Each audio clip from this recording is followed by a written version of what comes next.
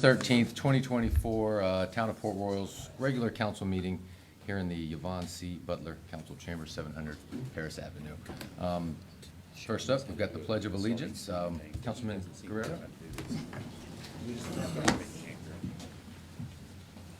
I pledge allegiance to the flag of the United States of America and to the republic for which it stands, one nation, under God, indivisible, with liberty and justice for all. Let's pray. Dear Heavenly Father, thank you for the many blessings of life. And Lord, thank you for this opportunity that you give us to get together and do the work of our town. Let our work be pleasing in your sight, Lord. Ask us to be with each person here tonight. In Jesus' name we pray. Amen. Amen. First, we've got some approval of minutes. Minutes from the public hearing of October 2nd, 2024. Minutes from the council workshop of October 2nd, 2024. Minutes from the council meeting of October 9th, 2024. Any corrections, subtractions, adjustments? No? All right, hearing none. Entertain a motion to approve all the minutes. So moved. Second. All right, all those in favor signify by saying aye. Aye. Okay.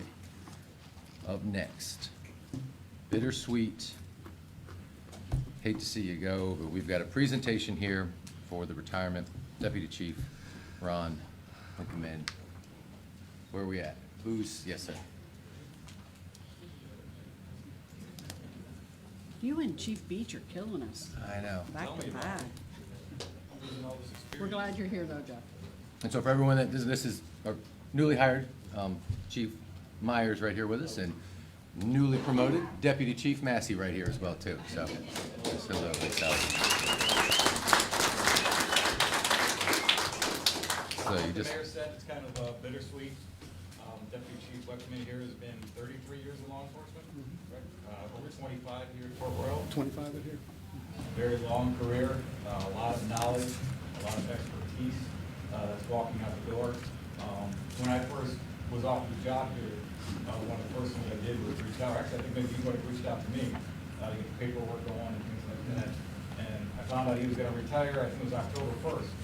So I didn't start till October 14th, so I pretty much begged him, please stay. And he did. Well, let me check with my wife. There's a smart man. And he did, and I was very lucky that he decided to stay and postponed it until basically December 1st. But 33 years in law enforcement is a lot to lose in experience for a department.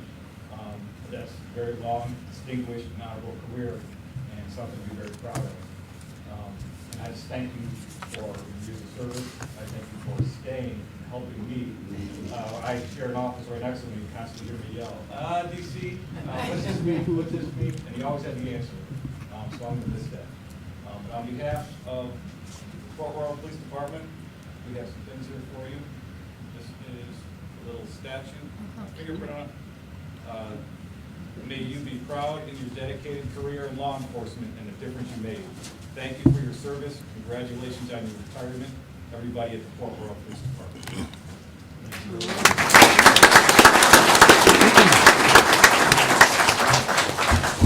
He knows this is coming. Late 1990s, he came to the Port Royal Police Department. I was a young officer, a lot of fire, little guidance.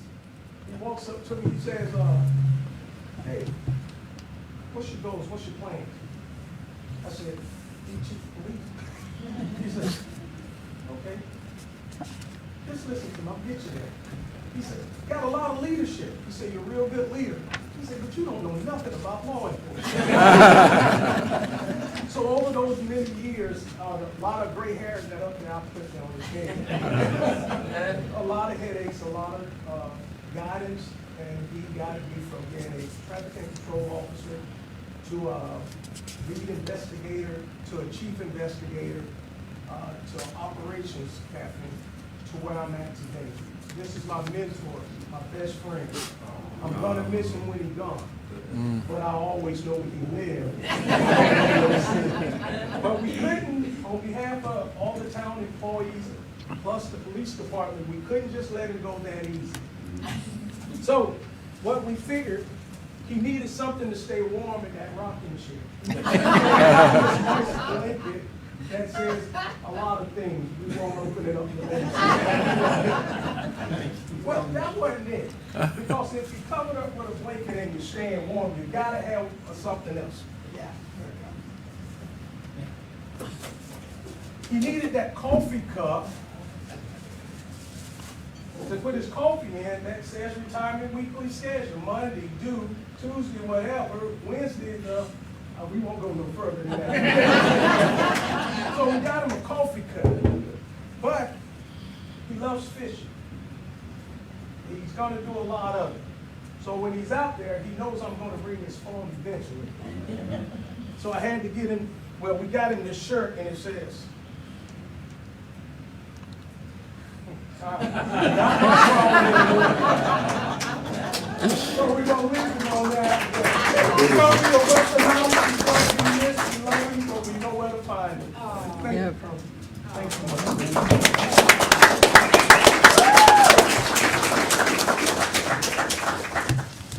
Well, I just want to thank the town. Yeah. I mean, this has been an awesome trip. I can say, I can't even count the days that I did not want to come to work.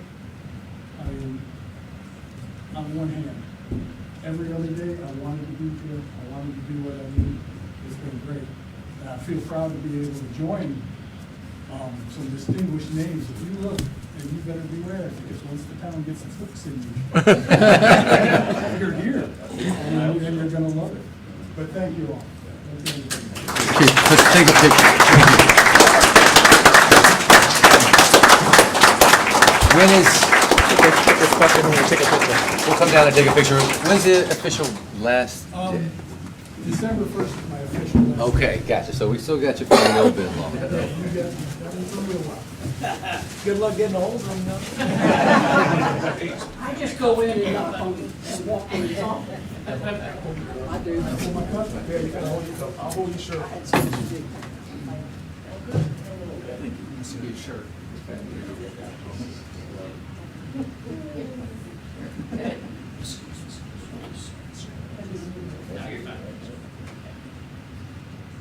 All right, everybody, 1, 2, 3, eyes open, big smiles. Got it. All right, thank you.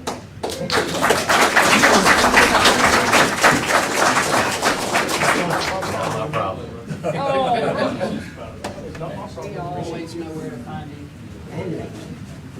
There's cake and refreshment next door. And just to piggyback on that, I mean, I'm probably a little biased, but I think we've got such a great police department. And what you've seen with Captain Massey being promoted, decades of service, Chief Beach, decades of service. But we just saw decades of service. You see people spending their entire careers here. That says a lot about this community. That says a lot about this department. You don't see that a lot of places. Sometimes in law enforcement, people ping pong and go all over the place and leave departments, but it's not the case here in Port Royal. So that's something to be proud of. So thank you, gentlemen, in the back, ladies. Cake. You want to recess for his cake? Oh, we got cake? All right, so yeah, I didn't hear that part. Okay. Motion to recess? Okay, get a what? 10 minutes? 10-minute motion to recess? So moved. All right, we'll be back in 10 minutes.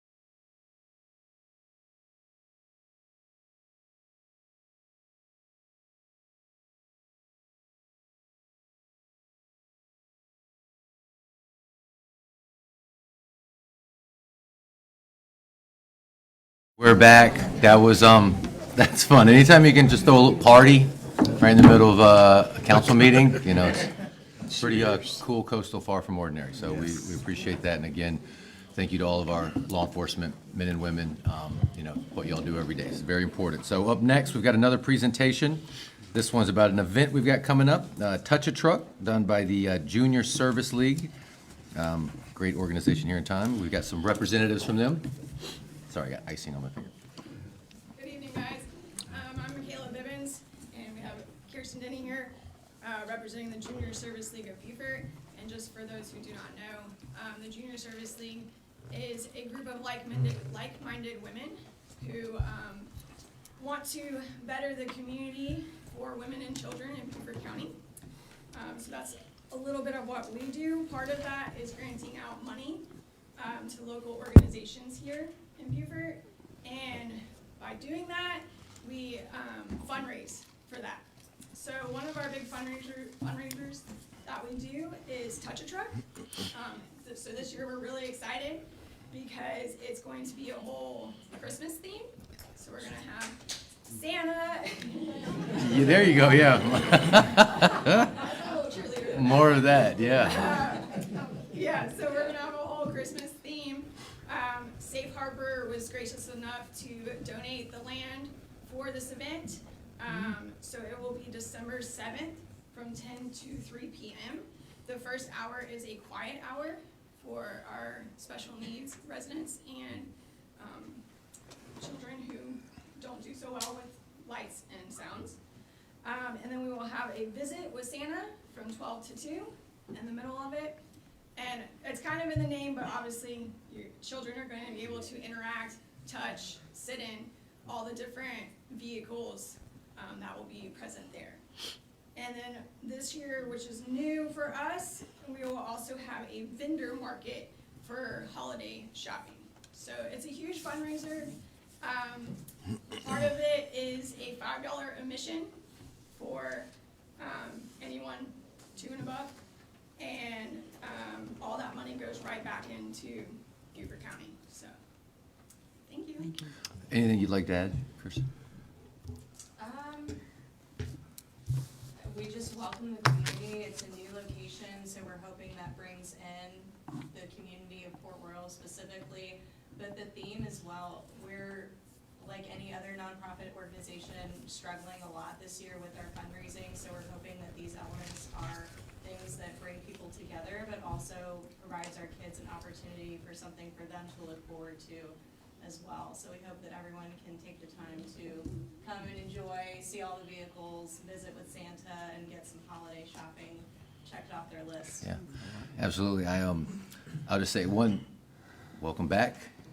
We're glad to have you back. If you remember, Touch a Truck was in Port Royal for a while, then we lost them for a year or two, but they came back. They always come back to Port Royal. So we're happy to have you back. I love the theme, and like I said, it's really smart because I've gone out there with, you know, nephews and stuff, and it's right, some of the trucks, I mean, it's law enforcement trucks, it's fire trucks, it's military trucks. They do get loud, so I love that first hour for the children because it can get hectic around some of those trucks. So that's great, and then having Santa there's going to be so cool. So yeah, hopefully the community can come out and support, you know, spend money locally for the small vendors. I always tell, you know, I got to remind my wife, I think Amazon, Jeff Bezos has enough money, you know, so we can spend it here locally, so. Say, at 11, all the trucks do know that a quiet hour is over and they get very excited. Yeah. It's very quite loud for the first 10 minutes of the 11 hours, so keep that in mind. But Port Royal has already been very gracious and welcoming to us, and we've heard that a lot of people are very excited that it is back in Port Royal, so. Just wanna say Great. thank you for that. Anything from Thank you. Yeah, thank y'all for coming back. We're looking forward to it. So yeah, thank y'all. Thank you.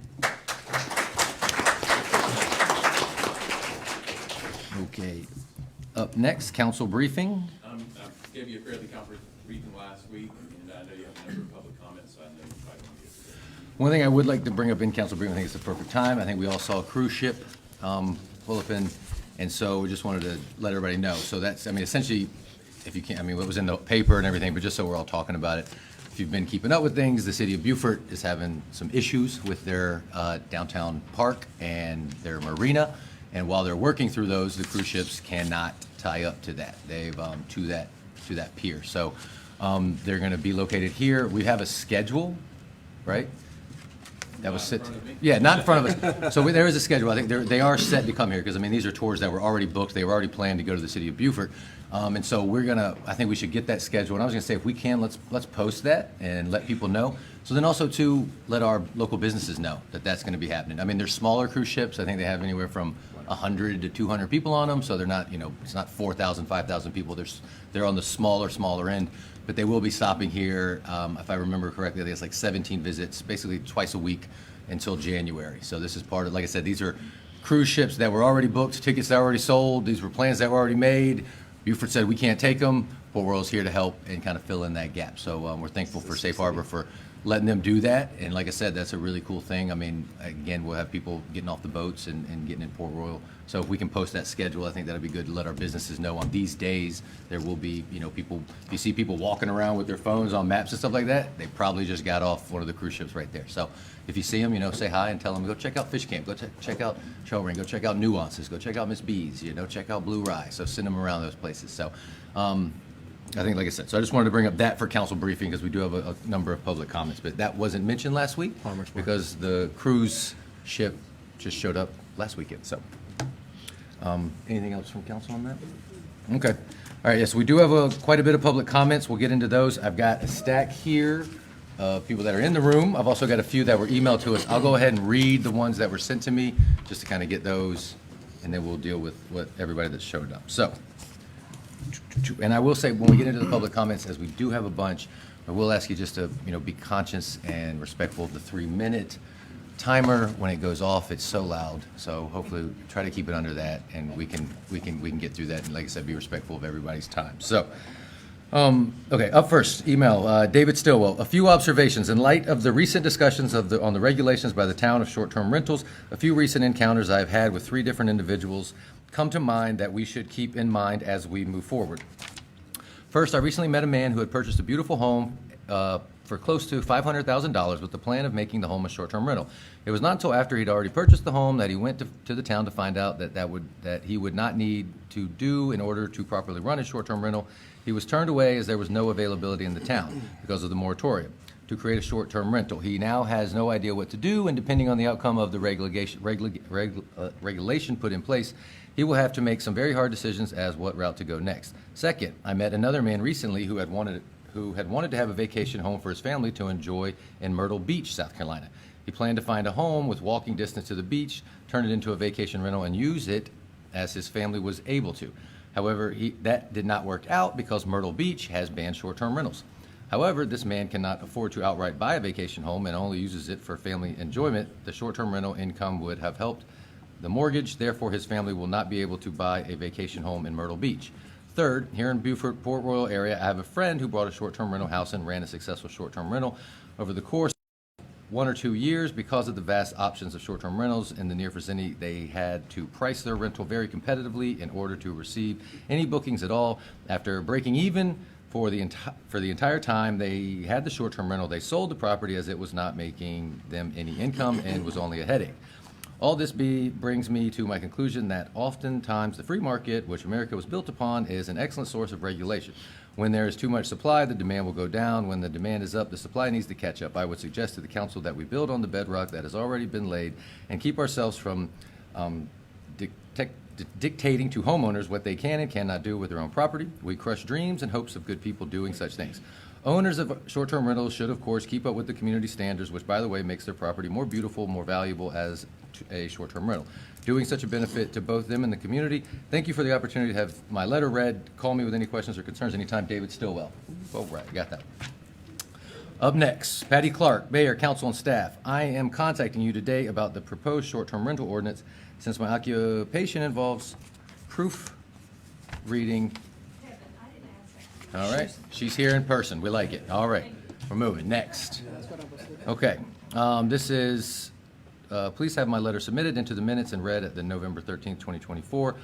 Olay D. Cinso. I am offering a perspective in defense of short-term rentals for the town to consider. My comments refer to District 1, 2, and portions of District 3. We own a property in Port Royal, a short-term rental. Our property was purchased in 2019 when an immaculate furnished turnkey home could be bought in District 2 for under $250,000. This was well before 12th Street was developed, displacing trailers with young families for new homes and middle-aged and retired owners. The Port Royal has changed. Property appreciation has risen 90 to 100% in a little over 5 years. The demographic reality is that our town has an aging population, a group that can statistically afford properties at the current market rate. That said, it's market forces that have changed the Port Royal community, not short-term rentals. The town actively promotes Port Royal, its events and natural assets, all of which are in District 1 and 2. The promotion has been successful in attracting visitors. As a result, we've gained a new stakeholders, older full-time residents, second home buyers, and new businesses. It's all introduced visitors to the town's future waterfront PUD prospects, all contributing to the growth of Port Royal. But has the town realized the full economic benefits of visitation, visitor economic impact, and accommodation numbers? Need to be considered in evaluating a cap on short-term rentals. According to the Beaufort Chamber of Commerce in 2022, the Beaufort region, which includes Port Royal, brought in $1.6 billion in visitation revenue. If Port Royal realizes 10% of the area's 2022 visitation revenue, it would represent $16 million infusion into our local economy. The largest sector of the area's economy is its military presence. Marine graduation is a visitation driver. 2 million visitors a year come to Beaufort region out of our state's visitors, representing 67% of the tourism base. Lodging is crucial when considering adoption of the sum 6% cap as Beaufort. Short-term rentals aside, Beaufort has 23 hotels, motels with approximately 2,000 rooms available. Compare that with Port Royal, which has 2 motels, 137 rooms available. Port Royal is promoting visitation to our town, but not giving visitors a place to stay. Instead, we are sending our visitors to Beaufort to spend on accommodation, shopping, and eating. Short-term rentals help fill Port Royal's lodging void. Here, the reality of owning a short-term rental business. We've made a vacation home a short-term rental to defray fixed costs related to being out-of-town owners. Even without a mortgage payment or a short-term rental income does not cover expenses. Imposing a cap on short-term rentals is not necessary. The economics of buying property at current market prices solely for short-term rental business investment is not financially sound, especially if there's a mortgage added on the operating expense. An owner's vacation home short-term rental presents financial challenges which an owner must weigh in against the reward of being able to live part-time in Port Royal. Finally, in defense of short-term rentals, the town has received no complaints regarding its short-term rentals. Visitors spend money when they are overnight. Short-term rentals offers a home away from home vacation experience, which accounts for so many of our year-after-year repeat guests. These visitors benefit the short-term rental owner, the town, and our local businesses.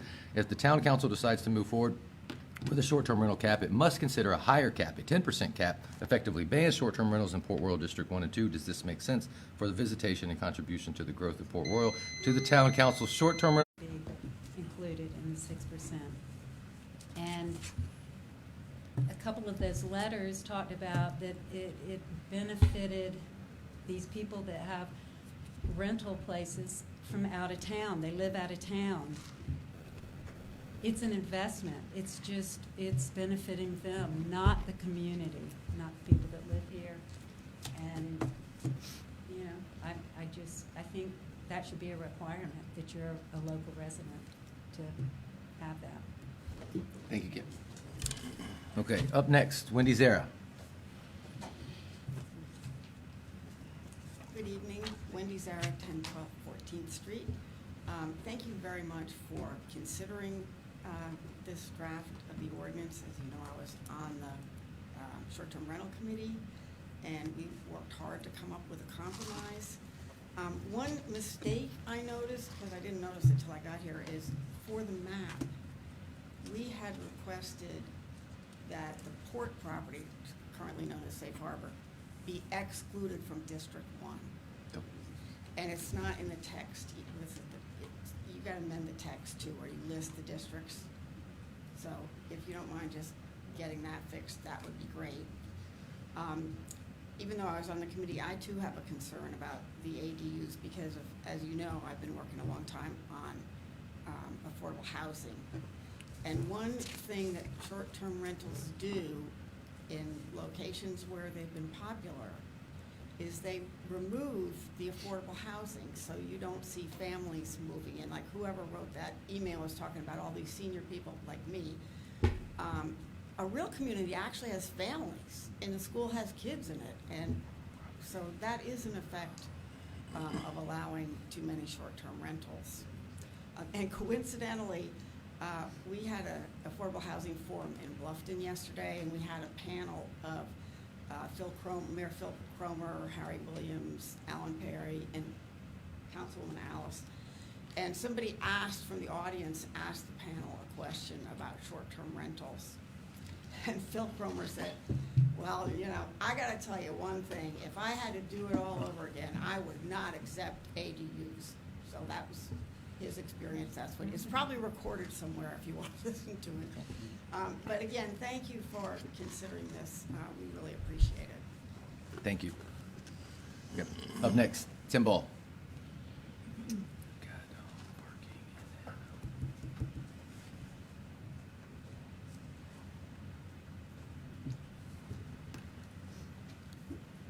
Mayor, Council, Bannon, Dawn. My name is Tim Ball. I live at 917 15th Street. My wife and I own and operate 2 short-term rentals and live on site. I'd like to voice caution in approving the STR Task Force recommendations. I have no issues with the health and safety recommendations. However, I do highly caution the council on setting a cap. I attended every task force meeting, and there was no evidence presented that shows that we have a problem with STRs. The STRs in our town are some of the best kept properties in the town, and no evidence of code violations or crime issues were presented.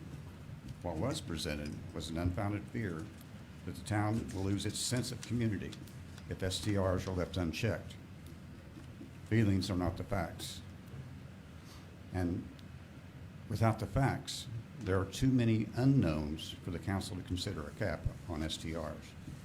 How will a cap affect property values or home sales in the community? What about new housing starts? How will it affect our businesses and our restaurants? What about property rights? Should the feelings of a few affect the property rights of every property owner in this town?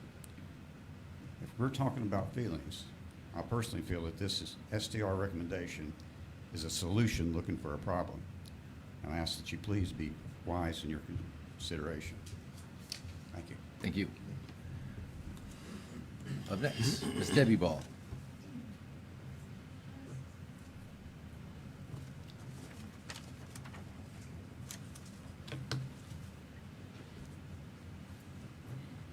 Hello, Mayor and Council. I'm Debbie Ball, 917 15th Street. And I am against a cap on short-term rentals for Port Royal for various reasons. I believe in letting the market take care of itself.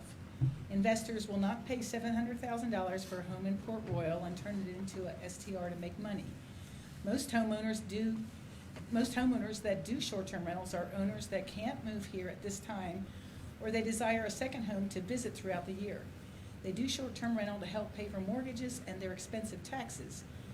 I feel putting a cap on short-term rentals is an infringement of my property rights. I don't want anyone to tell me what I can do with my property. I keep all the town laws that are given to owners of single-family homes. This includes trash, lawn upkeep, and noise ordinances. I'm a single-family homeowner and chose Port Royal because it didn't have an HOA.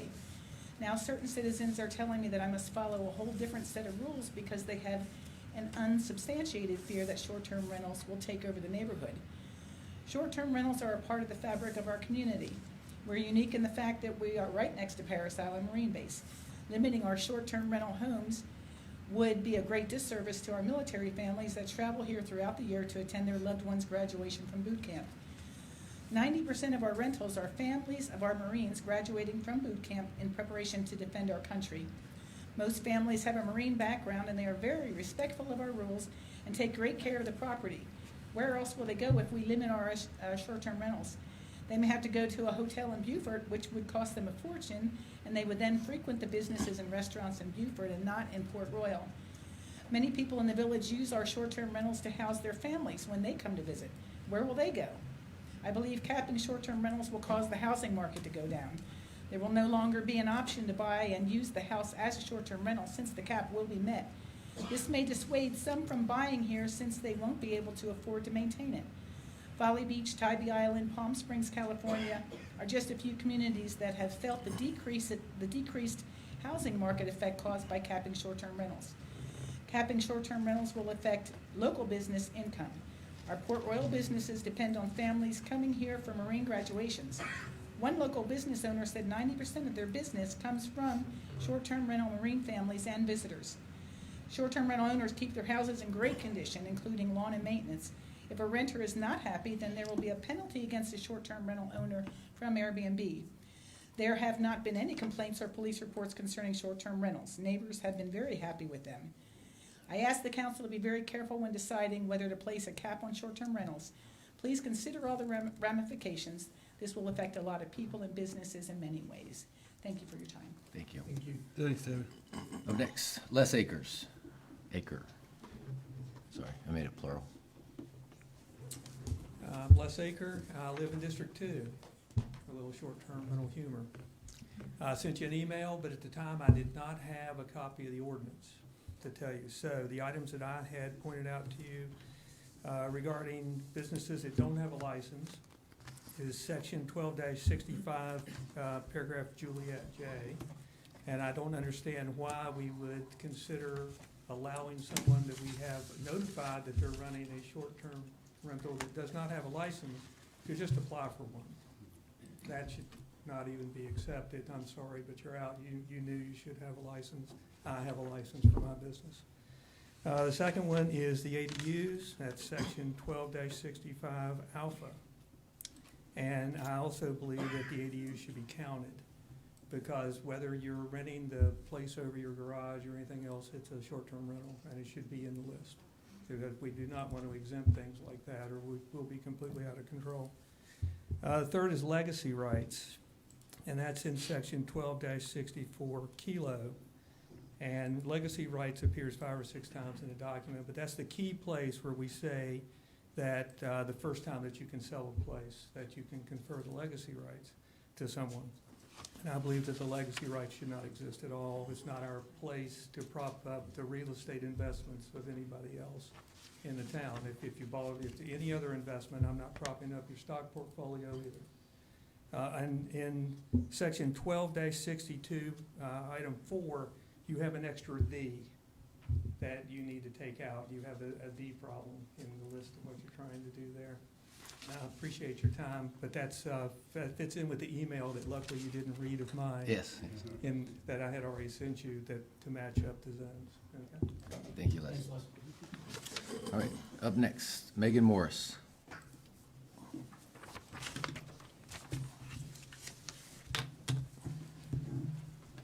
Good evening, Hey. Mayor and Council. I'm Megan Morris of the Beaufort Regional Chamber of Commerce. May I give you each some graphs? Yeah. My comments will make more sense this way. Thank you.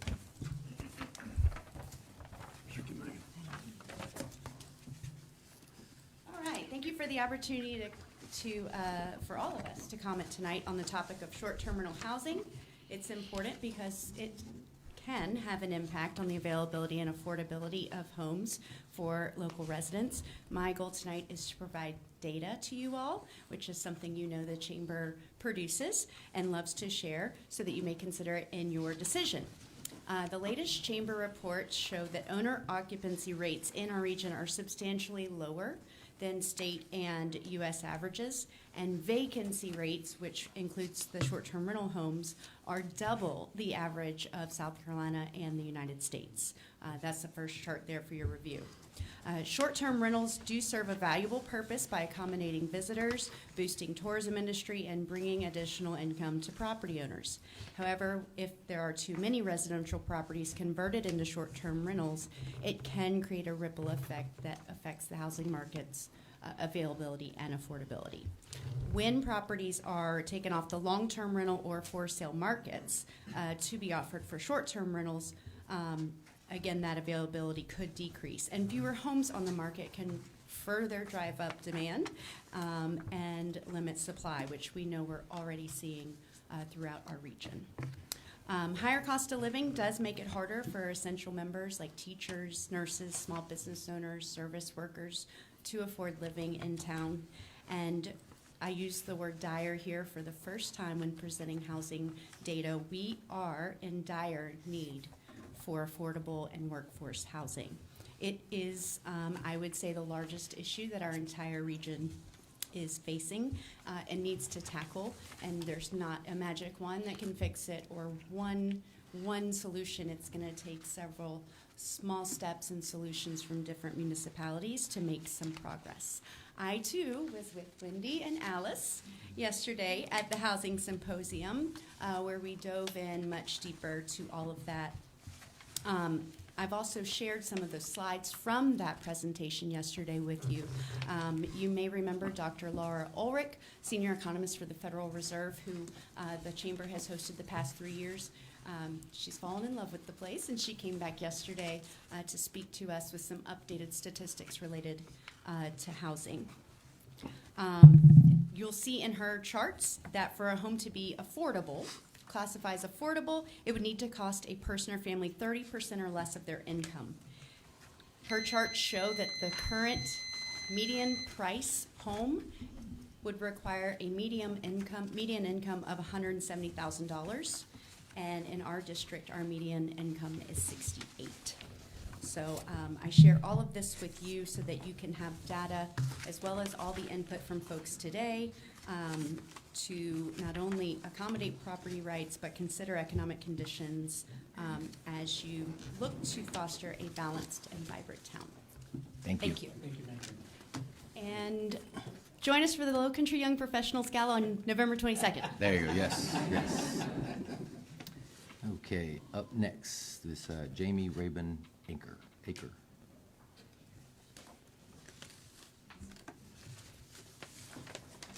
Good evening, Mayor and Council.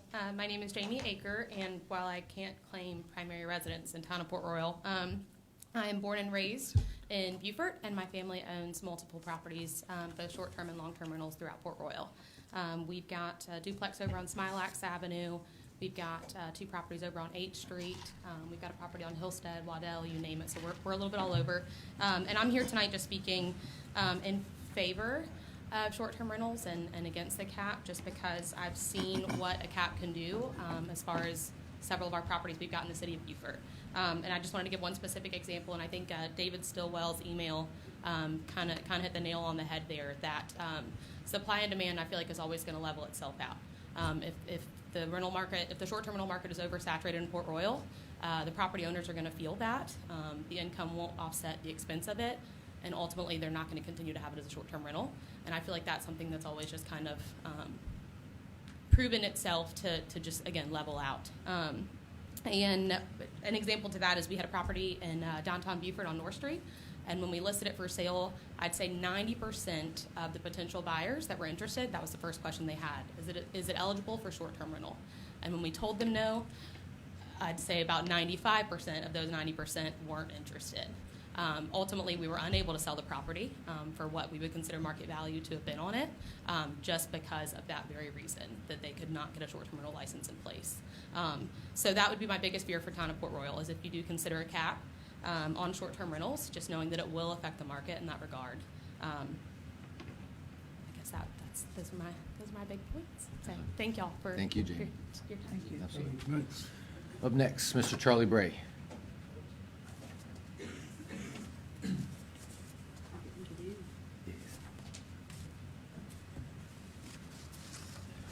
Charlie Bray, 806 11th Street. Good evening to the council and the mayor. I applaud the task force for what they've done. They put in a lot of hard work. I strongly agree with having a 6% cap. The cap won't hurt availability of short-term rentals in greater Port Royal. There's plenty of room for expansion. These Marine families who come, we love to host. We'll find a place to stay. If people want to have a short-term rental in Port Royal, and this area down here is oversaturated, they can do it elsewhere. I do have reservations about the ADUs, as everybody has said, or a lot of people have said. I like the thought of an ADU as a long-term rental because it does provide affordable housing. It's maybe smaller, and might be more affordable for, everyone wants to say, the traveling nurse or the teacher or the fireman or something like that. If they're doing short-term rentals, it pulls that out of that availability.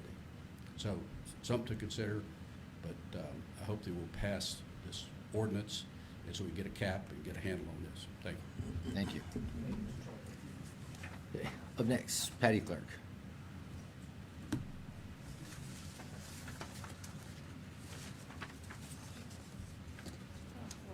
Okay. You need my glasses? I know. My name is Patty Clark, and I live at 1012 11th Street. We've owned our home in the village for 20 years, and I'm very glad to live here. I was on the fence 5 years ago when the short-term rental regulation came up, because short-term rentals are some of the nicest homes in the village. Years ago, when the task force was formed to regulate short-term rentals, the rentals were owned by residents of the village, so the owners were our neighbors. That makes a difference, and maybe that's why this council didn't take any action to limit the number of rentals. But in the last few years, non-residents of Beaufort or even South Carolina, along with investment companies, have bought homes for the sole purpose of a short-term rental. They were able to pay exorbitant prices. There are now too many short-term rentals, and our quaint village is no longer an affordable place to live. The following cities and neighborhoods have said no to short-term rentals: The Point in downtown Beaufort, Tybee Island residential areas, nearly half of the land on Hilton Head Island, and the city of Charleston. There are many more cities that have banned short-term rentals. I don't think it is unreasonable to put a cap on the number in our town. Please vote unanimously tonight in favor of ordinance 2024-19. And on another note, and I think Alice Howard would agree with me, it is a travesty of justice that the Georgia Bulldogs are ranked number 12 in the college football playoffs. Georgia has the toughest schedule of any college football team playing this fall. Yeah, there you go. I just wanted that on the record. And go Dogs. There you go. Thank you. Them dogs need some practice Yeah. here lately. I don't know what the deal is. Up next, Craig Shelton.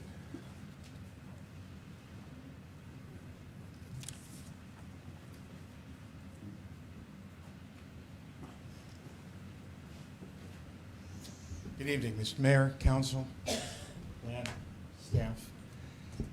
Number one, I don't own any short-term rentals in Port Royal. The last time this came up a number of years ago, I recall trying to find where the issue was, and as many of you sitting up there recall, we spoke in detail about why we were trying to do what we were doing with short-term rentals.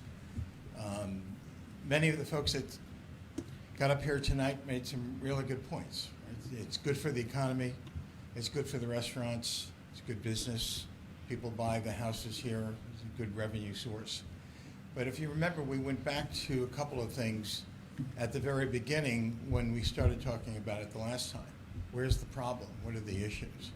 Having a cap on short-term rentals may make sense, may not. I'm not really sure where that falls or what the right number might be. But I remember we were looking at police reports at that time, if you recall, and we didn't find any short-term rentals where there was a single issue that was raised or caused by any property with the short-term rental, with one exception: a car was parked backwards. So they called in the crime unit, SWAT came in, made the car turn around. But there was no real serious issue beyond that. And I really think that in terms of what we're trying to do, it might make sense, but I don't think that we have an issue where a few short-term rentals in a district would change the complexion or the fabric of that area to a degree that it would really make a difference to some extent where it's a problem. So all in all, what I'm saying is that I remember when we went back, kind of looked at the numbers. You know, what were the numbers telling us? What were the people telling us? Where were the issues? What were we trying to solve? What were we doing in terms of that solution? And when it all came down, as you may recall, I think it was Mayor DeVito, or before it was Mayor DeVito, chaired that task force. And they never got to the point, or I don't think we ever got to the point of saying, well, here's the problem we're trying to solve, and here's the solution that we come up with. And I kind of get the sense, I know, a lot of people are going to go, gee, where the hell have you been for the last 4 months? But I've been around here for 23 years, and I don't remember any major issue where a couple people that were attending the Marine Corps graduation at a short-term rental created an issue. And if you remember what started it the last time, there was supposedly 2 families living in one short-term rental, and what we found out was that was not the case. It was one family following the other family going to the graduation. So just hope we get all of our information and facts, and if we expand that number for a cap, do it reasonably. Thank you. Good time. Thank you. All right, last, Scott Clark. Mayor, Council, my name is Scott Clark. I live at 1012 11th Street. First of all, I want to thank the task force for their dedication and hard work the last several months on working on this. And I also, of course, want to thank the council for standing up the task force and for giving them clear direction on what the goal of the task force was, which was to create an STR ordinance that everyone could live with. I am in support of the ordinance. Does it solve all of my concerns? No, but I think it's a fantastic start, and it's a great compromise. So I think that once the ordinance is cleaned up and more clarification is provided to a few of the clauses, like the, and I don't know if it's been done, but like the legacy rights clause that's in there, and perhaps the ADU clause, I hope that this council, the mayor and council, will approve the STR ordinance. Thank you. Thank you. All right. Well, that's it on public comment. Thank you all. That was great. Love people showing up and, like I said, expressing their opinion. So that's all part of the process. So we appreciate everybody that showed up tonight and emailed too. Like I said, I'm still trying to get my voice back. But we'll go on to first readings. Up first is ordinance 2024-18, an ordinance to authorize the town manager to convey excess real property to facilitate construction of sidewalks within the town described as Beaufort County Tax District 110, Map 10, Parcel 0316, better known as 1006 12th Street.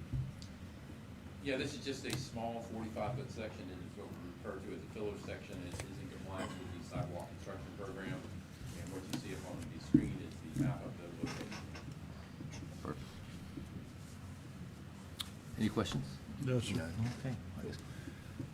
I'll entertain a motion to pass 2024-18. So moved. Second. Second. All those in favor signify by saying aye. Aye. All right, up next, 2024-19, an ordinance amending Chapter 12, Article 5, short-term rentals of the Code of Ordinance for the town of Port Royal, South Carolina. We kind of went over it pretty heavily over at workshop. We also have had the council, the task force meeting every week for the past months. Can you give some highlights real quick? Yeah, just real quick, several months of work. The recommended ordinance caps the districts at 6%, while creating 3 districts below Reeder Road. 1 east of Paris Avenue, 1 west of Paris Avenue, 3rd. That encompasses roughly the area around Richmond Avenue to the water's edge. It did exclude the port property because it's governed by a PUD. They did take into account the previous ordinance as well as the existing ordinance and crafted the recommendation. And they did include an exemption for calculation purposes, accessory dwelling units, ADUs, on 4% assessment properties, not 6%. If you have an ADU on a 6% property, it is included in the cap count. If you are on the property as a primary resident and you have an accessory dwelling unit and you want to use it as a short-term rental, it is not calculated in the count. Okay? And those are kind of the high points. I think you probably heard a lot of the discussion of where the back and forth is, whether we should have a cap, no cap. They fell on the 6% cap. We do have some members of the task force here who may be able to speak to that a little bit more clearly, but we did talk about it last week. It did allow a little bit of growth that they would encourage STRs of other parts of Port Royal. I believe there are still maybe 50 to 60 additional units of short-term rentals that could be added to the inventory that would be below the 6% cap. But obviously, in some districts, there is no capacity for additional short-term rentals in those districts. Okay. I do have some, I would talk on this, so let's get to the discussion. Entertain a motion that we adopt 2024-19. I make the motion. I get a second? Okay. All right, we're in discussion now. So, again, appreciate everybody for showing up and voicing their opinions. That was great. Hats off, we cannot say it enough, to the task force and what they did. To put together a group, meet once a week for months and months and months, kept it very cordial, very professional, very respectful, listened to everybody, and came up with what I think is a very balanced ordinance. If you heard tonight, there's people on both sides of this issue, and that's how you know this ordinance is balanced. It doesn't make everybody happy. Everybody's got a little something in it, and that's the good part about it, and that's how you know that's a good compromise. So again, thank you to them for doing that. And one thing, I said it last week, and I'll reiterate it again. When we're looking at ordinances, and what this council has tried to do, and we talk about it when we're on one-on-one, is try to look not just today, but be proactive in our planning. And what is Port Royal? What makes Port Royal special? Protecting those things for future generations. We don't want to hand off a mess to the future. There will be future councils. There will be future mayors. There will be people that will run on issues. There will be people that will campaign. And they can come in here, and that's why we've done things like our tree ordinance. We recognize our natural beauty is one of our most valuable assets. So we created a strong tree ordinance. Future councils might come in and want to ease that up a little bit, but this council is going to hand off a beautiful environment to that council. We've recognized that the community is amazing. So that is what this ordinance seeks to do, is to protect that community, allow people to have those houses that they can move into, live into, and be a part of that while having short-term rentals. So we can hand that off to the future councils. Here's a community still intact. The aesthetics, if you look last week, we just pulled out storage units from along the streets, protecting the way that the roads look in our commercial areas. We're trying, again, to preserve and protect what we can, because we don't know the future, but what we don't want to hand off is a mess and tell future councils to fix it. Again, there will be other people that sit up here at another point and can make all of those decisions, and they will run on campaigns and be voted on to pursue different policies when some of us are not here. So that is coming. Unfortunately, I didn't know if we all wanted to be up here forever, but you know, there will be future ones. So that is that's something. And one thing I really like about this is that it does, in my mind, protect Port Royal residents. If you live in Port Royal, this really doesn't even apply to you. If you're a 4% Port Royal resident, you can Airbnb your room, your house. You can have an ADU. So for Port Royal residents, this really does protect the residents of Port Royal, because again, it really doesn't even apply to you if you live here. As far as the affordable housing issue, that is something real. I do want everyone to know that, and everyone up here does this, I know this, we research, and it's not just a couple people tell us this and a couple people tell us that. We try to look at these things very holistically, and we reach out to other councils. We go to a conference every year and talk to other councils, other mayors from around the states, and hear their stories about their communities and what can happen with unchecked short-term rentals. We pull from other people's experiences. I think that's very responsible of us. We're trying to be proactive and not reactive. I got on the phone with someone in Hilton Head's government. Certain sections of that island are not capped. And you see what they're going through now. They are trying to buy land so they can build apartment complexes for people to work on Hilton Head. Their exact phrase to me was, if I had a time machine, I would go back in time and put a cap on short-term rentals. And so again, we listen to everybody. We're trying to approach this the best way. And again, I think this is a great balance. And again, we talked about this earlier. We can review this. We can put this in place just like we did with the tree ordinance and come back to this in a year, 2 years, see what's going on with it. We're not etching this in stone. These are ordinances that can be changed, and as you see, ordinances are changed all the time. A couple technical questions for me. I did want to ask about, I sent the email, so this is the drafters of it, the legacy language. So we're good that's tight, that's very clear, that is a one term, and that is a highlight too. We want to reiterate, if you have a short-term rental, you keep your short-term rental. You're grandfathered in. If you want to sell your short-term rental, you can sell your short-term rental, that first sale. And I think that's something that Jerry brought up was a great compromise. That, you know, if you have it right now, and your plan was to sell it, you can still do that. It protects that. Again, great compromise, great balance. So if y'all, so you're good that it's airtight. And another thing I wanted to bring up, just that make sure we're good, the parking, we're good on parking, that if you are going to provide a Airbnb or on your property, which is essentially as a business, just like anyone else, when they come to a business, part of that business plan is what's your parking plan. So we're making sure that parking will be on site for them, so it's not just, you know, there are only so many spots on the road, so. That's good? Noah's nodding his head? Okay, all right. Well, I believe that is it from me. If there's anyone else on council who'd like to say anything before we vote? Good. I think you covered it well. Good, yeah, like I said, and I can tell y'all, this council has been in contact, been in communication throughout this process, talking about this. So we take it very serious, we take everybody's opinion very serious, and again, we're trying to create something that everybody can balance and live with. On that, I will entertain a motion that we pass 2024-19. All in favor signify by saying aye. Aye. Motion passes. All right, thank y'all very much.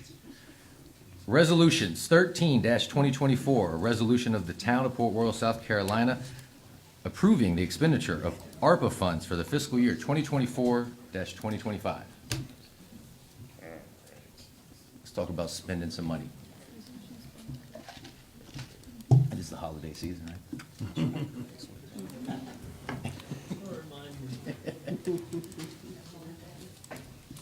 Now, as a requirement of the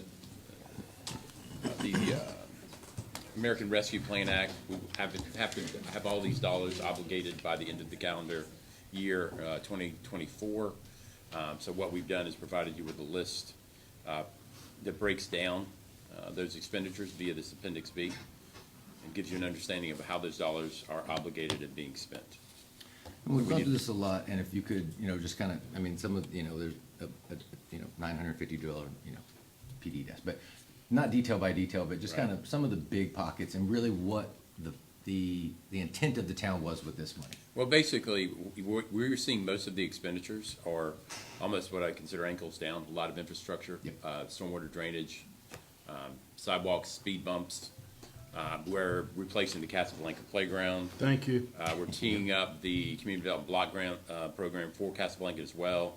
Obviously, you can see the one of the larger expenditures that's included in this program is the pedestrian and vehicle bridge for Sands Beach. Thank you. That's about $1.5 million expenditure.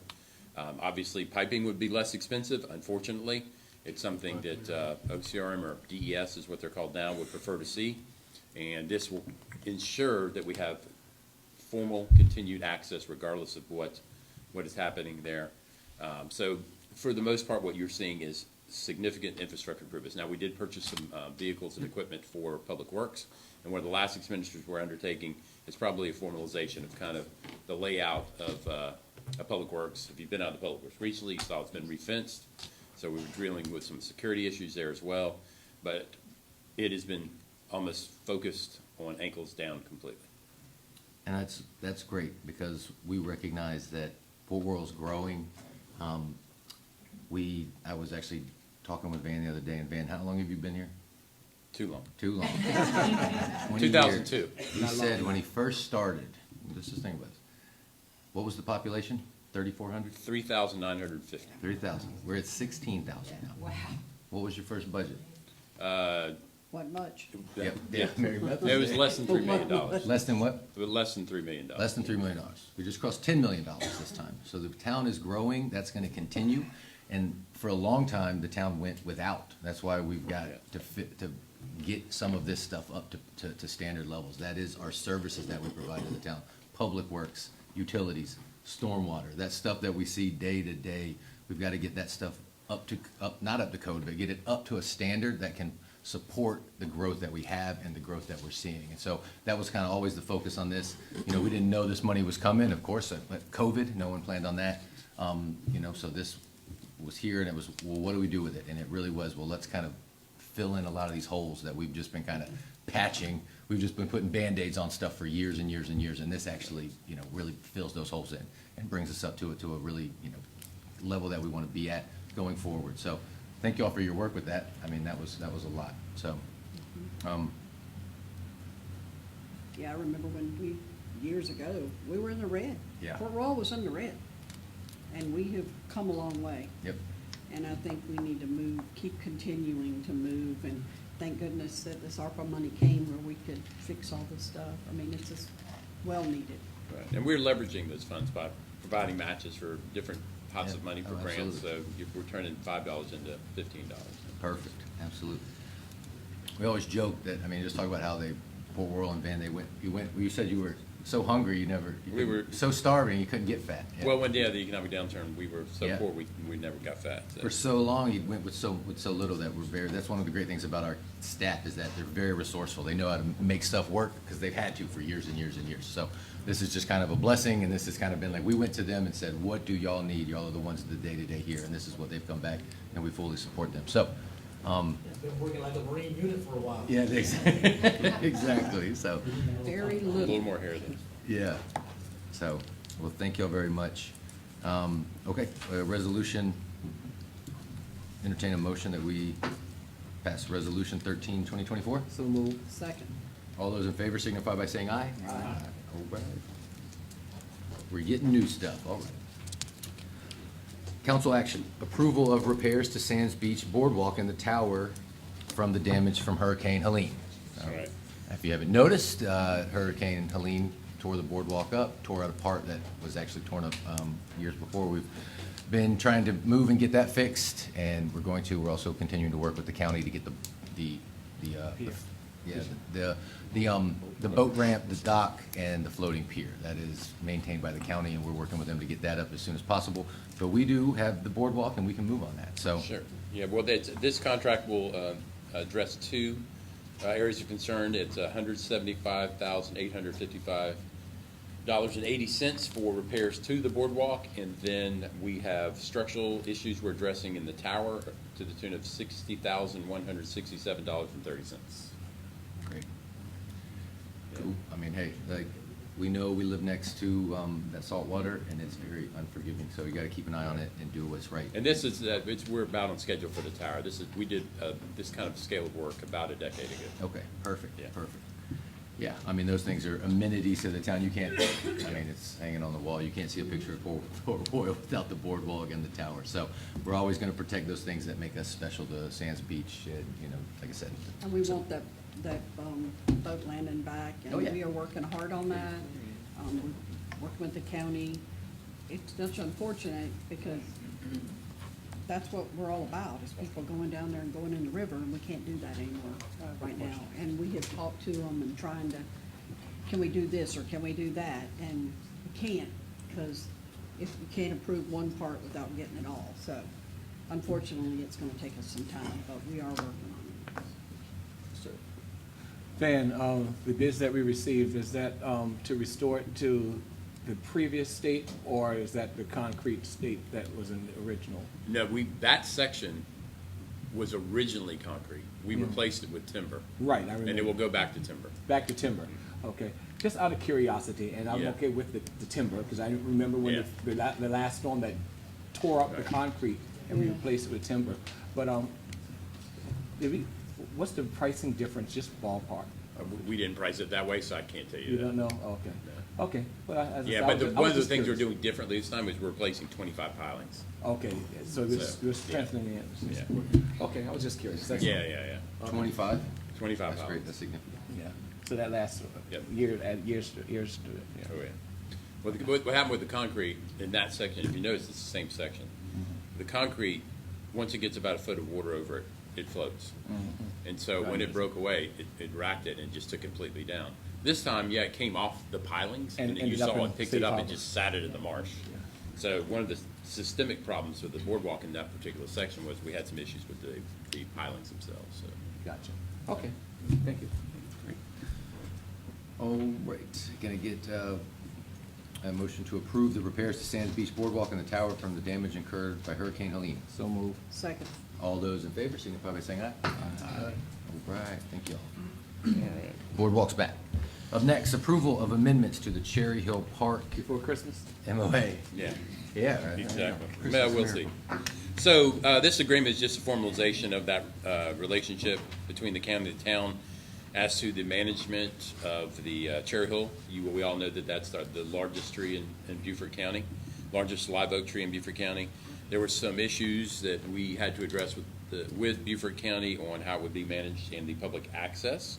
And so those were worked out, such as some infringement on the drip line, those sorts of things. We've come to an agreement, and we are ready to give our passage of it. Obviously, it has to be passed by the county as well. The county has already approved the committee reading, so Okay, next good. week it would go before council. Nice. Okay, if you could just maybe like an invite on that, you know, maybe if whoever's free, we can pop into that meeting and just say thank you to them, so, absolutely. I'd like to be a part of Yeah, that. so yeah, just kind of get an invite to that, that'd be great. All right, I entertain a motion to approve the amendments to the Cherry Hill Park MOA. Approved. Second. All those in favor signify by saying aye. Aye. Okay, approval of the purchase of property. Yeah. This is what we talked about last week. Certainly. So, as you all know, after the economic downturn in 07, 08, 09, what was formerly the shed in the building in the rear, plus the townhome lots, was purchased by the town. Unfortunately, before we were able to buy all of it, one of the townhome lots was not included in that purchase. It had already been purchased independently. It is unfortunately the lot that separates the second building from the townhomes. So it's not on the outer edge, it's right in the middle of the property. It has been listed for quite some time. I was able to negotiate about a 10% reduction in that price, so I'm recommending purchase of that last townhome lot, so it consolidates our position as we move forward with Safe Harbor on other provisions of our outstanding issues. Yeah, and just so you know, I mean, if you're looking at 8th Street, you know, and it's right there behind the shed, you see those little frames, I guess, that, you know. They are pile-driven, no, pile-driven foundations. Yeah, so there's 5 of those. We listened to them as they were driven. The town owns 4 on the outside and not the one in the middle. And so, yeah, like I said, a while ago, so we're just trying to, like I said, clean that up. That property does butt up to Safe Harbor's port property, and so at some point that will be engaged with that, and it just makes sense for us to have the whole thing, so we don't have to kind of have a person in the middle. How much are we buying that piece for? $180,000. $180,000. So, and again, it's come down quite a bit from what's been asked over the years, so. It was at $299, went to $199, here we are. What's the plan? Right now, there is no plan for it. It's just to have all of them.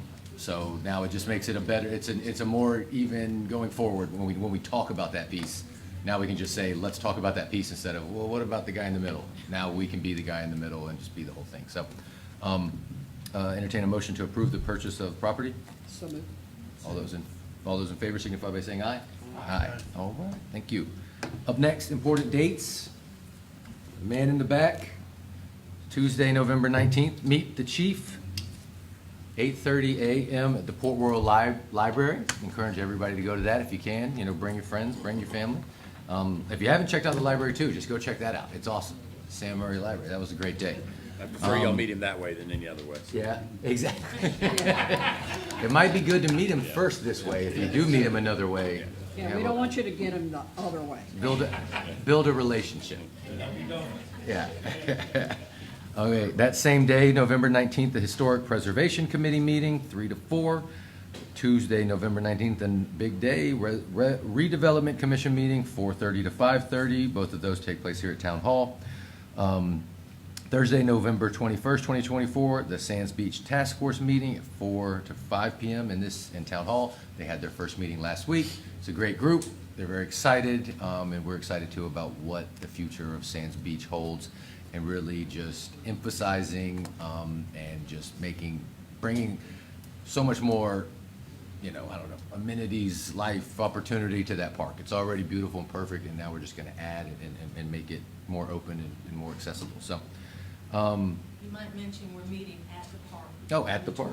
Okay, so this one, but you normally meet here, right? Yes. Okay, so this is just one to go, I guess you're going to go put eyes on it. Yes. That makes sense. All right. Field trip. Yep. We like field trips. And, okay, so that meeting is at the park on Sands Beach Road. Monday, November 25th, Planning Commission meeting here in Town Hall, Thursday, we will be closed. I hope that's okay for Thanksgiving. And the day after, 28th, 29th, we'll be closed for Thanksgiving. I hope everybody has a great Thanksgiving if we don't see you before, and just be thankful for the things in your life. Thankful for one, I'm thankful for living in this great community. I hope you are too. I think we saw that tonight with the way that we work together and the way we handle things. It's really great, really special. And so that's one of my thankfuls. I hope you share that. And that's Thanksgiving Day. I have nothing here for public comment. Can I add something to the Thanksgiving Yes, date, sir. Mayor? Several Marine bases offer programs. If you haven't considered it, I ask that you do. Not every Marine's able to travel home for the holidays. Marine Corps Community Services and the Single Marine Program offer programs where some of the Marines can sign up to be hosted by families in town for a Thanksgiving kind of meal. And I know I did that when I was in Camp Pendleton. I'm from Texas, so it's very different, and in California and Texas. So it's just kind of weird, some of us leave home at 17 years old, never been away from maybe 20 miles from our home, and then we end up in this weird place, and the holidays kind of hit, right? So I just ask you to consider that if you haven't. We got good jokes, we bring good jokes, and we're respectful of your home. So other than that, I just ask you to keep them kind of in your thoughts as you get through the holiday season. And my thankful is that we live in this beautiful town. We share with our Marine brothers and sisters, and that I get to hang out with you guys twice a month at least. Amen. Yes. Can we get that in the newsletter? Can we get some information on that, like some form of what that is, and put together some kind of post? You know the newsletter guy? You can get anything you want. Okay, so yeah, that's what I'm saying, put that out, because I honestly, I didn't know that was a program, so if we can put that together, something that we can push out there. I definitely think guaranteed some people will sign up and Some of do the that. restaurants are open during that day too. No, not the recruits, and the Marines that are here permanent personnel. Great, yeah, if we We have can, other programs that we bring folks to the base for the recruits. They do legacy programs and educational stuff with them, and just kind of get them away from that environment all the time. We are human. We really do love them. yeah, Yes. double dogs. All right, but yeah, I didn't know that was a thing, so that's great. We could push that out there, and maybe we could, as you heard, we love Marines here, so bring them to your home on Thanksgiving. Nothing for public comment. We've got council comments. Anything from council? Start down here with Mr. Councilman Ashmore. I'm good, Okay. thank you. Councilman Owens. I just want to thank each of you for your input, thank the community, and best wishes for the upcoming holidays. Thank you for being who you are and being in this great town. Absolutely. Mayor Pro Tem? I just want to say thank you. Everybody's put a lot of hard work into different things in our town and our community, and 2024 is going to go out with a bang. Port Royal is taking a hand, and On the map. we're looking forward to what we have coming, and 2025 will be a better year. And happy holidays to all of those that are here and those that are traveling, safe travels, and thank you for what you do, and thanks for everything that everybody does, showing up to these meetings and putting your input, because your input as a citizen is very important to all of us. Thank you. Just what everybody else said, thank you, everybody, for your time you continue to share with us here when we do workshops and meetings. Again, it's really exciting for me to have left the Marine Corps just so recently ago, and to see how city government works, how municipal government works, and the engagement that all of you play in it, and how important that is. So, other than that, I'm excited to learn that this council likes to work on an old Marine adage of top-down task, bottom-up refine. We find these good ideas, and we all think they're great ideas, and then we give it to you. And just like we give it to the youngest Marine in a fighting position to tell us that that's not at all gonna work here.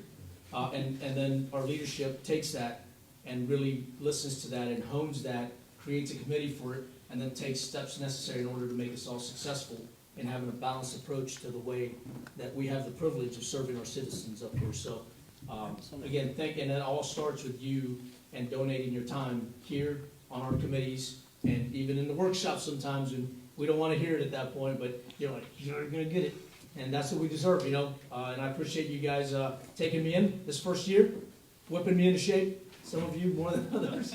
But it is. We sign up for this Pull stuff, that right? chain. Everyone says that public service has a lot of scrutiny, but we sign up for that when we choose to volunteer our time for you and for the betterment of our community. So thank you for that, and please don't let up on us. We deserve this. We deserve this level of scrutiny from our citizens for our town, and how we go forward to defend you and protect you and represent you in front of other municipalities. That was the infomercial. Hoorah. I will say I would be remiss if I did not mention right here, it was sitting in front of me the whole time, golf cart parade's coming up, okay? And then we, like I said, everyone's welcome to join, get your golf carts in, December 14th? All right, How I'll many see we you there. had last year? Do you remember the count, Brooke? 80 something? It was 80. It was 80 something. Yeah, we gotta bring them home. Yeah, it was wild, Tell your so. friends, they can drive their golf carts in 4 months. We might roll out our brand new golf cart. So that'll be good. So like I said, it was right here, coming up. Port Royal Golf Cart Parade, Community Parade. Okay, up next, we do have an executive session we have to get to. We have some litigation discussions. We get to call the lawyers, aren't we lucky? So if I could Thank you, entertain. Megan. Thank you all for being here. Again, we will potentially take action afterwards. I move that we, Go into executive session. yeah, to discuss, Motion vote. legal business. Thank you. All those in favor? Aye. Aye.